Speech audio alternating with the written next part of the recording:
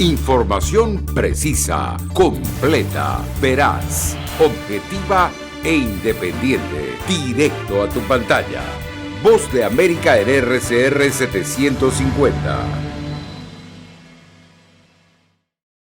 El hecho de que la semana pasada, luego de 17 años, la Fiscalía de la Corte Penal Internacional haya anunciado el cierre del examen preliminar en Colombia, que le habría llevado a investigar crímenes de guerra y lesa humanidad durante el conflicto armado en ese país, pudo haber generado preocupación en algunos sectores que claman por justicia en Venezuela. En ese sentido, Ali Daniels, profesor de Derecho Internacional y director de Acceso a la Justicia, pidió a quienes son consideradas víctimas de lesa humanidad en Venezuela no alarmarse ante este hecho, debido a que se trata de una realidad completamente distinta a la venezolana, e insiste en que las respuestas de los estados han sido diferentes y no pueden ser comparadas. Con una institucionalidad sobre todo diferente a la venezolana. En Colombia hay una justicia especial de paz que se encarga de los crímenes cometidos durante el conflicto armado colombiano, donde se han establecido jueces imparciales e independientes, y es una situación que, como ven, no se tiene un reflejo en el caso venezolano. En tanto, Joel García, abogado de varios presos políticos venezolanos, insiste en que miembros de las fuerzas de seguridad cometen violaciones a los derechos humanos siguiendo órdenes. Y la cadena de mando es necesario que sea juzgada y enjuiciada para que verdaderamente la justicia pueda encontrar esa paz. En febrero de 2018, la Fiscalía de la Corte Penal Internacional abrió un examen preliminar denominado Caso Venezuela 1, relacionado con los hechos ocurridos en el país a partir de abril de 2017, cuando se registraron masivas protestas antigubernamentales que fueron reprimidas por las fuerzas de seguridad del Estado. Carolina Alcalde, Voz de América, Caracas. La Caravana por la Paz se encuentra en el municipio de Mapastepec, en el estado de Chiapas, aún muy lejos de la Ciudad de México, a unos 1,000 kilómetros. Este fin de semana el contingente, que según las autoridades está integrado por unas 1,200 personas, rechazó el ofrecimiento del Instituto Nacional de Migración de emitir tarjetas de visitante por razones humanitarias a los grupos vulnerables, integrados por mujeres embarazadas, menores de edad, personas con discapacidad y enfermas. Además, se les propuso trasladar a los migrantes a diversos estados del país para brindarles atención en sus trámites, así como proporcionarles alojamiento en albergues de puertas abiertas y alimentación, y otorgarles residencia permanente con resoluciones definitivas de refugio emitidas por la Comisión Mexicana de Ayuda a Refugiados. Durante las conversaciones con autoridades, los activistas Irineo Mújica Arzate, director de Pueblos Sin Fronteras, y Luis García Villagrán, coordinador del Centro de Dignificación Humana, han asumido la representación de los migrantes. Dijeron que coinciden en que deben ser atendidas las personas vulnerables como las mujeres embarazadas. La caravana no se negocia, la caravana va hacia la Ciudad de México y la caravana no para. Ante la negativa a aceptar su propuesta, el Instituto Nacional de Migración de la Secretaría de Gobernación señaló que es irresponsable que por las decisiones de dos personas autodenominadas líderes de la caravana no se alcance un acuerdo para que la autoridad proporcione a las personas extranjeras un estatus migratorio regular. Sara Pablo, Voz de América, Ciudad de México. En una muestra de solidaridad con los nicaragüenses, Honduras desarrolla una campaña de vacunación con la aplicación del antídoto contra el COVID-19 e inmunizando a todas las personas que cruzan la frontera entre ambos países. Muchos de ellos llegan vía marítima, en lanchas improvisadas y también por vía terrestre, y según autoridades hondureñas, no se les exige nada más que un documento de identidad. Específicamente, los nicaragüenses utilizan los puntos fronterizos de la aduana El Guasaule y El Espino en la zona sur del país, colindante con Nicaragua, y realizan su ingreso de una manera controlada, mientras las autoridades nicaragüenses permiten su salida, mientras que los otros lo hacen por puntos no controlados y posteriormente procede al punto habilitado para la vacunación e inmediatamente después deben regresar a su país. El gobierno de Honduras ha expresado su decisión de colaborar con los nicaragüenses y el presidente Juan Orlando Hernández enfatizó. Pero Fuerzas Armadas también en este momento, hoy, junto a la policía, están atendiendo a nuestros hermanos nicaragüenses que ingresan al país, coordinando con el Ministerio de Salud de Honduras y de Nicaragua para poderlos vacunar. Por su parte, Freddy Guillén, viceministro de Salud y quien supervisa el avance de la vacunación en la frontera de Honduras con Nicaragua, dijo que este proceso con los nicaragüenses no interfiere con la vacunación que continúa en Honduras. Vacunado alrededor de 34,000 hermanos de Nicaragua. Vamos a continuar hasta la fecha 6 de noviembre para poderles apoyar. cabe recalcar que nosotros tenemos garantizada la vacuna para los hondureños elegibles para vacunar. Del mes de octubre al mes de diciembre vamos a recibir una gran cantidad de vacunas. Tenemos vacuna en almacén también y esto no trastoca el proceso de vacunación de nuestro país. René Pérez es un nicaragüense que pudo recibir la primera dosis de la vacuna y aseguró que volverá por la segunda dosis pese a los obstáculos en Nicaragua. Personas que vienen desde Rivas, es decir, Rivas te estoy hablando del otro lado de la frontera, estamos de polo a polo, frontera con Costa Rica, y vinieron desde allá a buscar la mejor vacuna, una vacuna que está certificada por la OMS, que puede viajar a Europa, que puede viajar a Estados Unidos, a cualquier parte del mundo porque está certificada y con un porcentaje de inmunidad excelente, 94%. ¿Quién no quiere lo mejor para su familia? ¿O lo mejor de lo mejor para cada quien? ¿Vos querés lo peor? No. ¿Alguien aquí? Nadie quiere lo peor, por eso estamos aquí y vamos a regresar a la segunda dosis. Y esperemos que Nicaragua no nos ponga más trabas de la que ya nos ha puesto. Claudia es otra ciudadana de Nicaragua que cruzó la frontera buscando la vacuna y cuestiona a su gobierno por no aplicar vacunas certificadas. Ya estábamos esperando vacuna de calidad que nuestro país no nos está ofreciendo, vacunas aprobadas por la OMS para que podamos estar seguros con esto de la pandemia. En tanto, en Honduras, los ciudadanos continúan recibiendo la vacunación contra el COVID-19 y según datos de la Secretaría de Salud, se han vacunado a más de 6 millones de personas, de las cuales más de 4 millones tienen solo la primera dosis y alrededor de 2 millones han completado su esquema de vacunación. Oscar Ortiz, Voz de América, Tegucigalpa. A pesar de que el gobierno de Nicaragua hace un tardío esfuerzo por agilizar las jornadas de vacunación y ampliar la campaña a niños y jóvenes, habilitando más de 1,000 puestos de vacunación y garantizando suficientes dosis de las vacunas cubanas Abdala, Soberana 2 y Sputnik Light, los nicaragüenses no han respondido a este llamado tal y como el gobierno lo esperaba y cientos de ciudadanos, en su mayoría jóvenes, llegan desde hace semanas a los puestos fronterizos de Honduras para vacunarse contra el COVID-19. Alejandro Soto, un joven de 22 años que decidió ir a la frontera con Honduras en busca de la inmunización, le contó a La Voz de América sus razones para hacerlo. Pues porque varios amigos de la universidad nos juntamos y tomamos esta decisión porque la Sputnik Light nos dimos cuenta a través de las noticias que no está aprobada. El epidemiólogo Leonel Argüello analiza esta respuesta de los nicaragüenses pese a que el gobierno amplió la cobertura de inmunización y que ahora tiene a familias enteras que deciden ir hasta la frontera con Honduras, y el experto destaca varios factores, incluyendo el tipo de biológicos que se ofrecen en Nicaragua. Otro elemento importante es que no se adquiere ningún compromiso con nadie, ni se le debe a nadie ningún favor. Y por otro lado, también no podemos olvidar que la población confía más en las vacunas aprobadas por la OMS. El viaje hasta la frontera con Honduras puede durar entre 3 y 4 horas dependiendo del departamento de Nicaragua, desde el que se dé la partida, y el arribo es a los puestos fronterizos del Guasaule y el Espino. La mayoría de jóvenes se movilizan por medios propios y disponen de sus recursos para transitar de forma irregular y a través de puntos ciegos debido a las estrictas medidas migratorias de las autoridades nicaragüenses, que solicitan la prueba negativa del COVID-19 con un costo de $150 para salir de Nicaragua. En tanto, las autoridades hondureñas no tienen esa exigencia para el ingreso a su país. Daliana Ocaña, Voz de América, Nicaragua. Los líderes mundiales se encuentran a partir de hoy en Glasgow, Escocia, en la 26ª Conferencia de las Partes de las Naciones Unidas sobre el Cambio Climático, enfocada en temas prioritarios que incluyen la finalización de las reglas para el Mecanismo de Mercado de Acuerdo de París 2015 y los compromisos financieros no cumplidos por parte de los países ricos con las naciones en desarrollo para ayudarlos a enfrentar los desafíos relacionados con el clima. La conferencia llega en un momento en el que el mundo ha atravesado una serie de desastres naturales relacionados con el cambio climático, desde graves inundaciones hasta intensos incendios forestales. Alok Sharma es el presidente de esta reunión y destaca: el clima rápidamente cambiante está haciendo sonar una alarma para que el mundo intensifique la adaptación, aborde las pérdidas y los daños y actúe ahora para mantener vivo el 1,5 grados. Y sabemos que esta COP26 es nuestra última y mejor esperanza para mantener ese objetivo a nuestro alcance. Ahora sé que tenemos una agenda de negociaciones sin precedentes por delante, pero creo que este sistema internacional puede dar resultados. Debe cumplir. La cumbre climática es posterior a una reunión de los líderes del G20 en Roma, donde acordaron trabajar para alcanzar la neutralidad de carbono alrededor de mediados de siglo y se comprometieron a poner fin a la financiación de las plantas de carbón en el extranjero a finales de este año, pero no llegaron a un acuerdo sobre la eliminación del carbón a nivel nacional.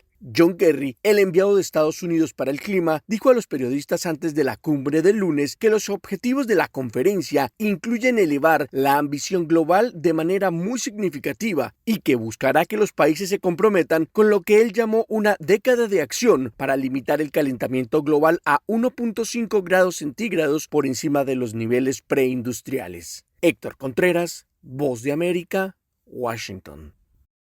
La cada vez más reñida carrera para elegir el gobernador del estado de Virginia atrae la atención nacional y está siendo vista como un referéndum para la agenda del presidente Joe Biden. El republicano Glenn Youngkin está ganando terreno sobre el demócrata Terry McAuliffe, mientras los votantes se preparan para ir a las urnas el martes en un estado que se ha inclinado por los demócratas en los últimos años.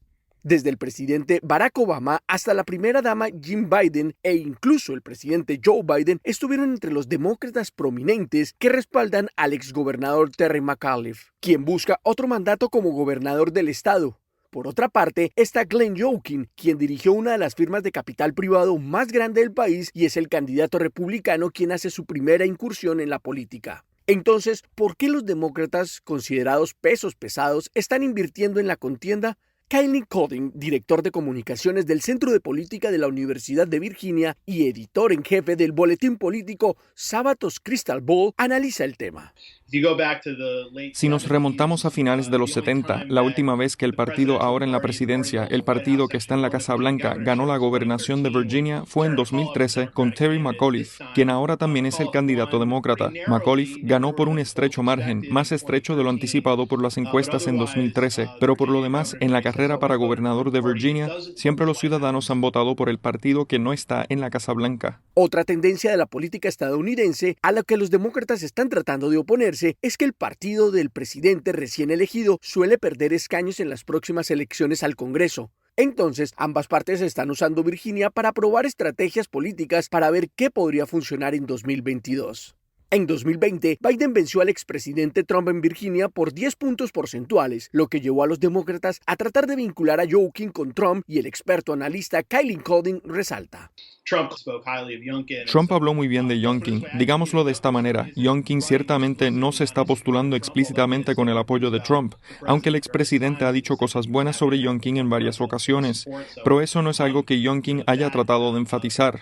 La presencia del presidente Biden en un mitin de McAuliffe también fue una vara de medir la perspectiva política para 2022, ya que las encuestas muestran que la popularidad del mandatario está muy por debajo del 50%. Héctor Contreras, Voz de América, Washington.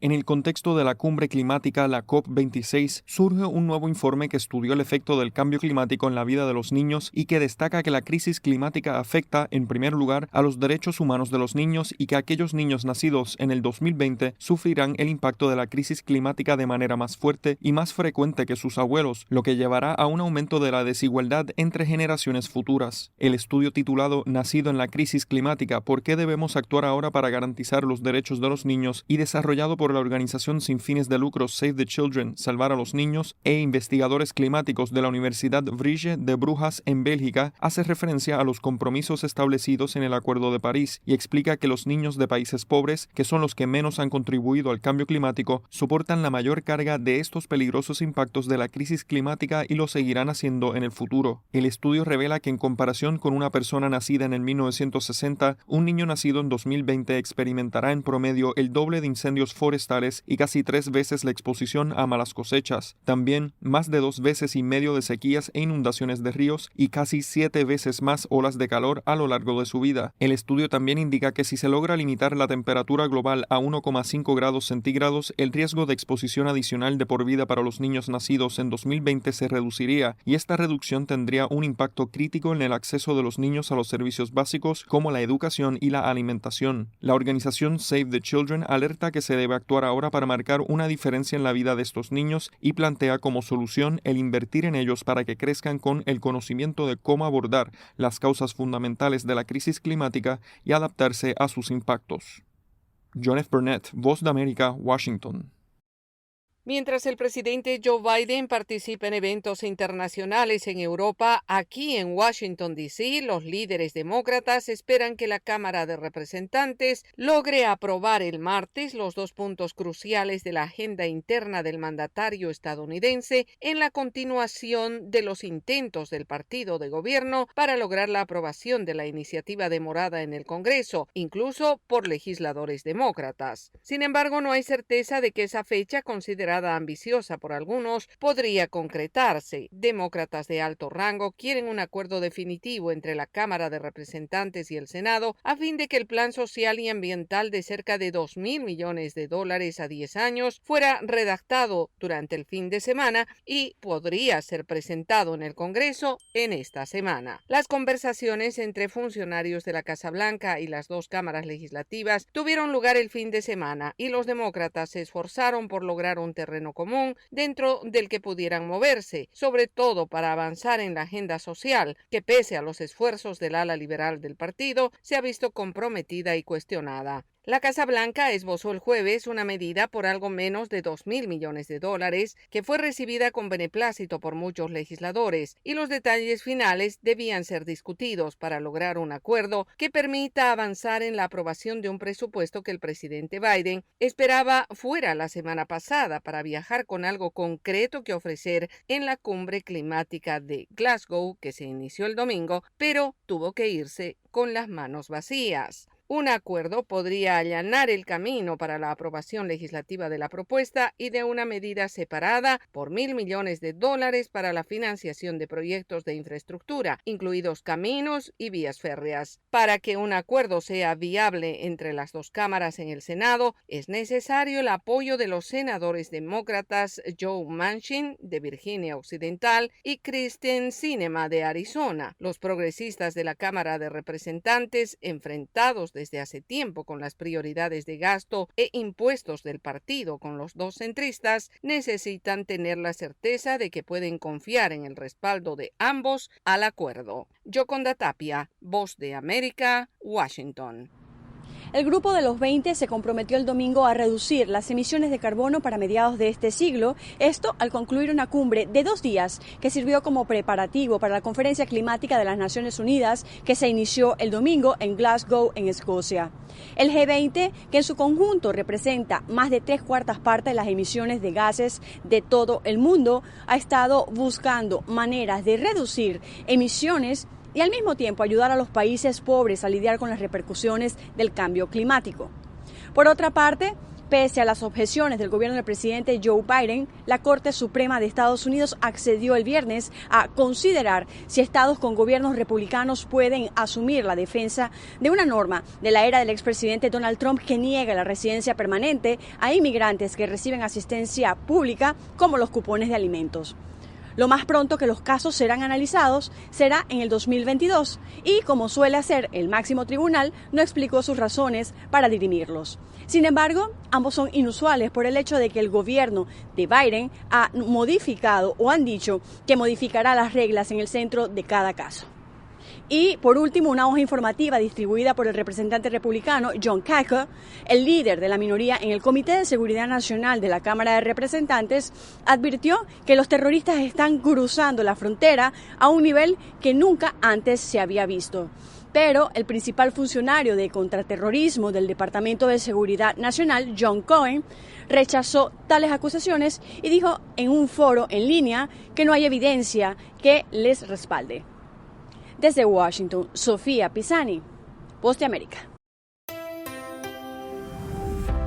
Cordiales saludos a nuestra audiencia desde Washington. Soy John F. Burnett y hoy en Conversando con la Voz de América abordamos el tema de la tendencia de crear estereotipos que se vinculan con latinos en Hollywood, como ser los más peligrosos o más pobres, y la forma en la que se puede romper con ellos en una producción televisiva. Sobre este tema es la entrevista de nuestro colega Anthony Belchi con el actor argentino Michelle Brown, protagonista de la nueva serie Parot, que acaba de estrenarse. Está buena tu pregunta, ¿por qué ser el camino? Ese era el camino y es lo que hablamos con el director y me dijo, aquí no hay malos y buenos. Es un personaje que cometió el peor error de su vida y lo está pagando, pero también queremos ver a este personaje que en medio de esta vorágine y de esta historia terrible que le toca vivir se vuelve vulnerable y está a punto de quebrarse por momentos. Y eso es lo que lo vuelve muy interesante al personaje, el viaje muy corto de un lugar a otro, como viaja de un lugar a otro, como le pasa a la gente normal y como le puede llegar a pasar a un asesino, a un violador o a un etarra.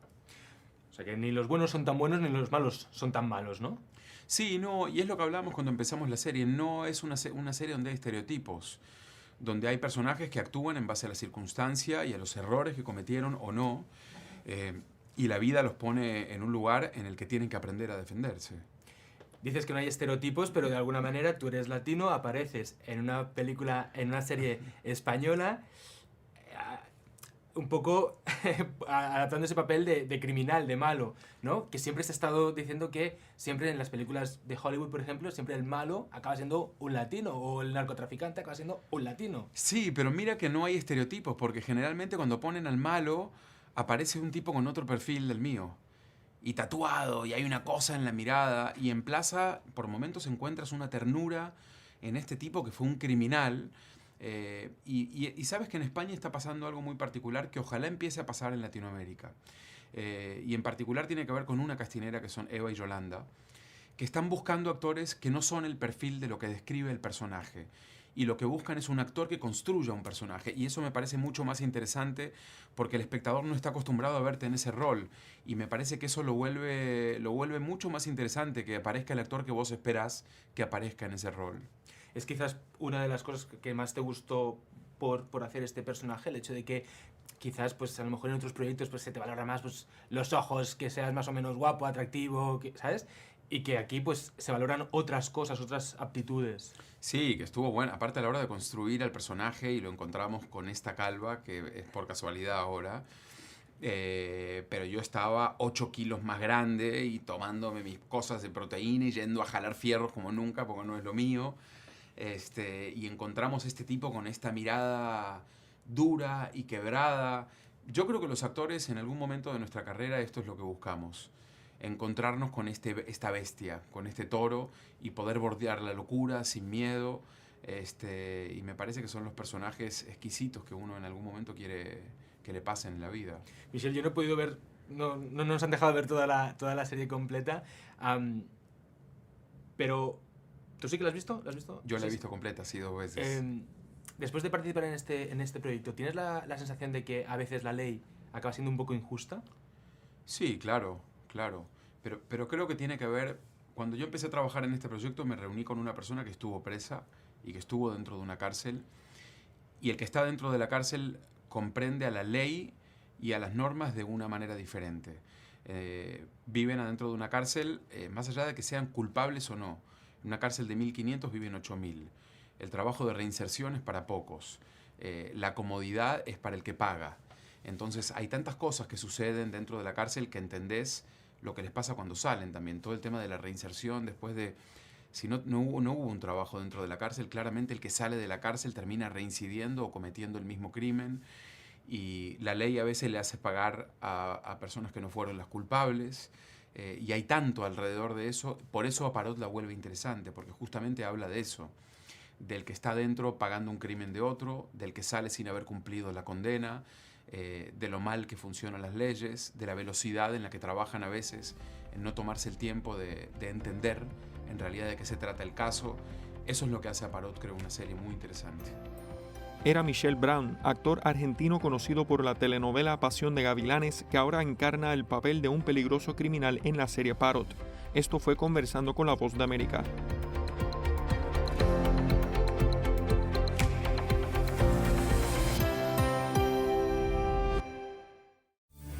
Radio Caracas Radio presentó Voz de América.